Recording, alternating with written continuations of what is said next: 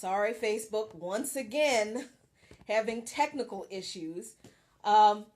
So, when we're looking at immigrant communities who experienced crime, disease, vice, lack of education, poor living conditions, along with black people, what happened was social scientists told the government at every level, we need to help the Italian immigrants. We need to help the Polish immigrants. We need to help the Irish immigrants. We need to help the German immigrants. We need to help the Jewish immigrants who were able to come here. But when it came to black people, what those same social scientists said was that according to Frederick Hoffman and his studies and other studies that were done based on his work, black people were innately criminal. What does that mean? Well, there's no helping them. That why waste any money, time, or effort helping people who can't help committing crime? Because that's just who and how they are. That's where this idea of black criminality and black on black crime and crime that black people commit being so much worse and so much more of a threat and so much more dangerous than crime white people commit. And that is why today, when we respond to or try to respond to the reasons for situations in Milwaukee happening, or the uprising in Baltimore, Chicago, when we see instances of police abuse against poor black people or black people in general, people will respond with a level of dismissal, not usually because they're racist, but because they do not know that what they believe about black people is a result of propaganda. One of the best propaganda campaigns that this country has ever seen, because it is still working today.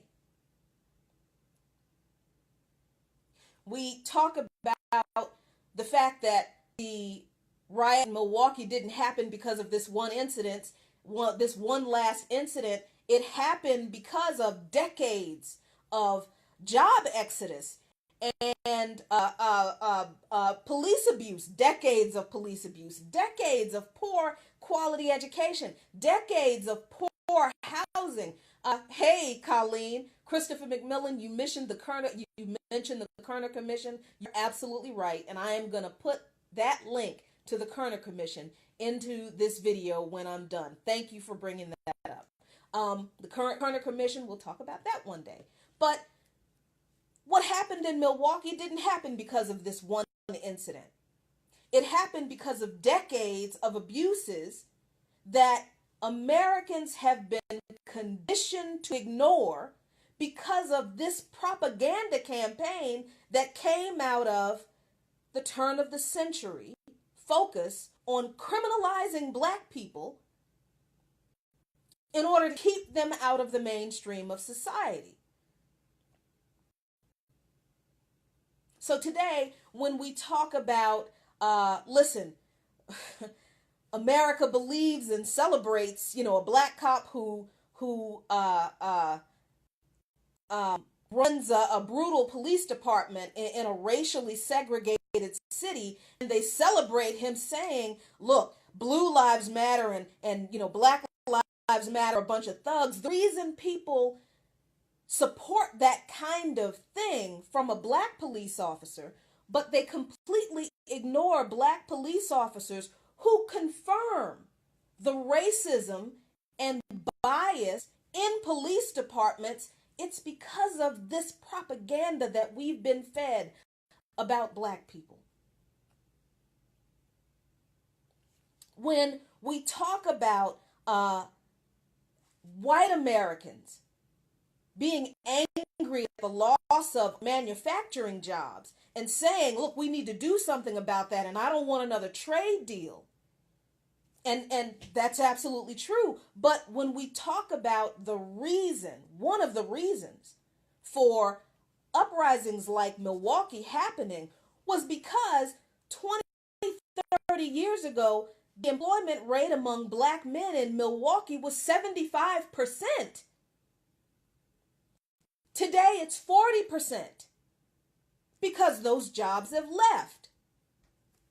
People completely ignore that because they're conditioned to believe that not only are black people criminal, but black people don't want to work, that we're lazy, that we just want handouts, that we are used to being dependent on the government, and that's how we're raised, and we have no values. That propaganda that has been created about black people is why when black people say we want jobs in our communities, people don't hear it. The only thing they remember is the latest arrest of a black guy that they saw on their local news, and that reinforces their idea in their mind about all black people being criminal, because that is the propaganda that our policies have been based on.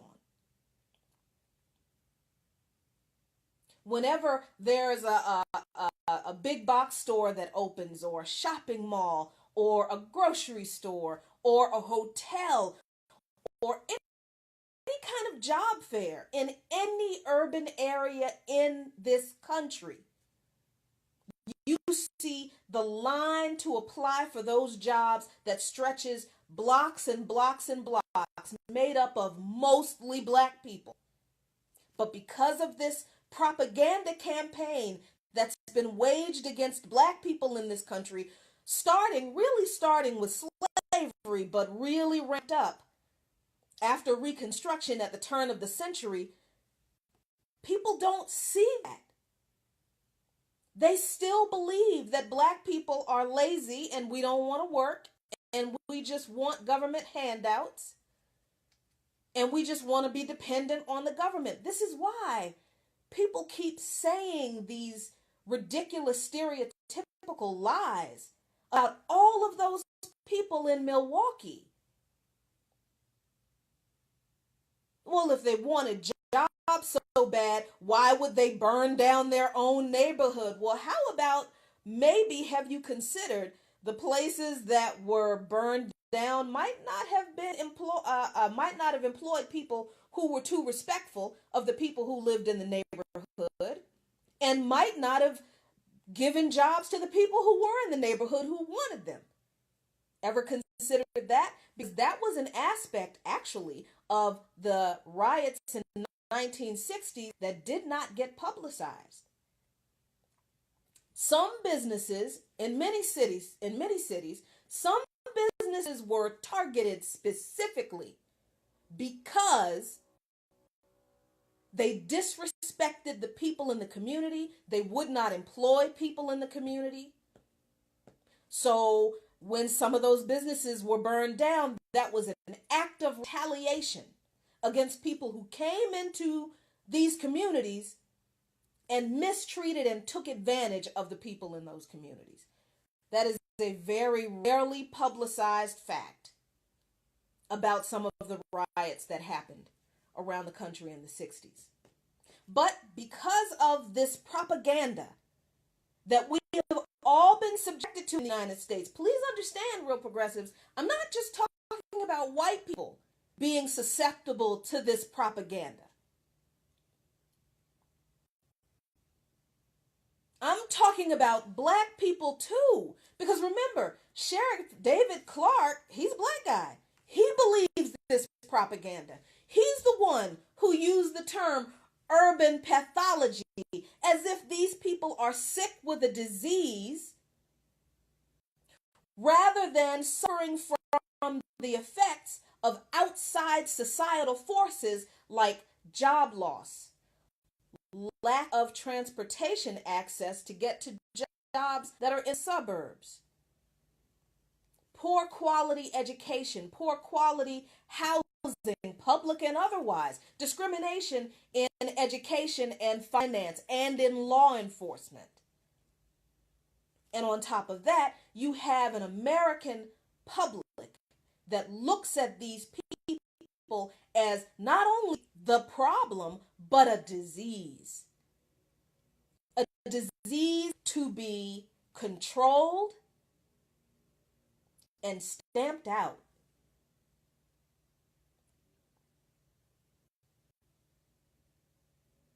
This, what we are seeing today in cities across America, is the result of propaganda. It's not just stereotypes. It's not just racism. Please understand, we're talking about an intentional campaign of misinformation and lies that was created about a group of people to shape and control the way other people thought about those people, so that people in power could pass laws to keep those people on the margins of society, and nobody would care. And Steve was right. Propaganda also exists to wear you down, to make you tired, to make you believe that you don't have a snowball's chance in hell to fight this system, because that is why you see some black people who look like they've given up, because they have. Because we've been subjected to this propaganda war too. We have to see in the media how we're portrayed. We have to see in the media how a good portion of this country thinks of us, from your average American citizen to your politician in Congress.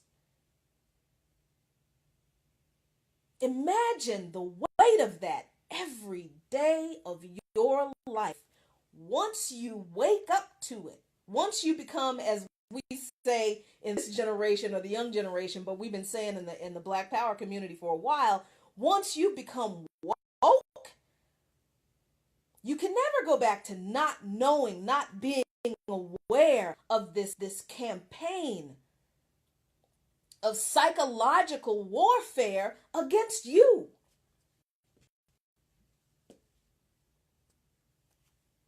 That's what propaganda does. If you don't have to go to another country to see how propaganda worked to start a war. All you have to do is see how Americans respond to hurting Americans in our cities right here. I'm sorry, Daniel, my feed is jumpy. My phone is cheap, so I'm going to have to upgrade my equipment, because I love these conversations that you all sit in on with me, and I hope you enjoy them too, but we're not going to get much out of them if I don't get some equipment that can help me really, really convey these thoughts to you. Listen, I want to give you some resources to read. I'm going to put them in the links to this video once I'm done, but I want to tell them to you. One is an amazing book. It is not an easy read. It's very difficult to read. It is called The Condemnation of Blackness: Race, Crime, and the Making of Modern Urban America. The author is Khalil Gibran Muhammad.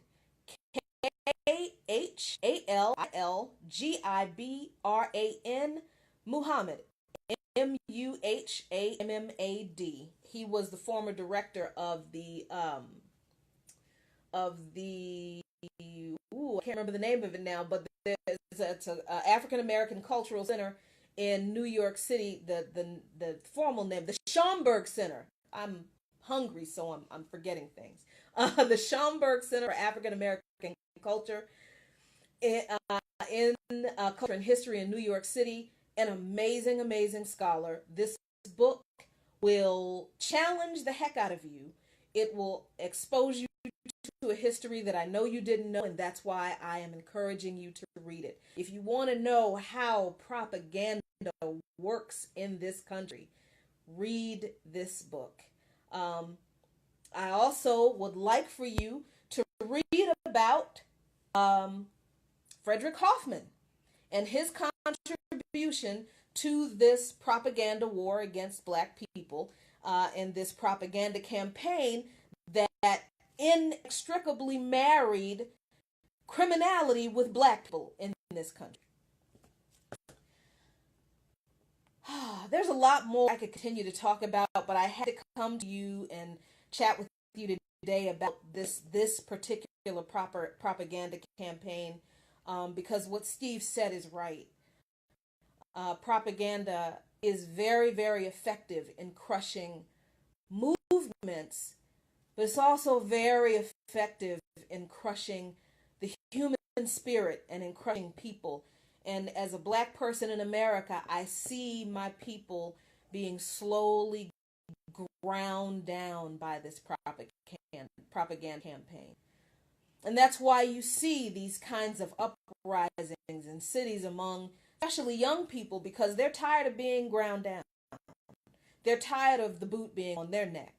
They're tired of not being listened to. They're tired of being ignored. They're tired of being pushed aside. And they're tired of being told that all of that is their fault. So,